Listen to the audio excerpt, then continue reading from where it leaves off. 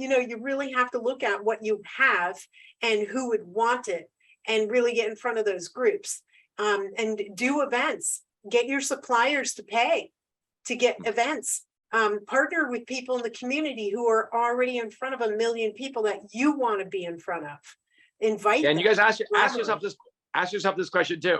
If the average customer is going to spend, let's say, $500 or $1,000, how much revenue a month do you need to meet your financial goals? Let's say you're running a profit margin of 40%.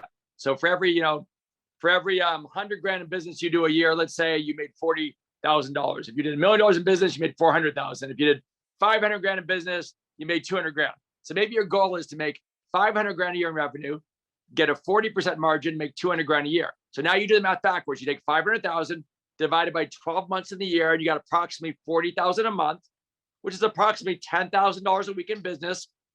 In 7 days, that's, $1,500 a day.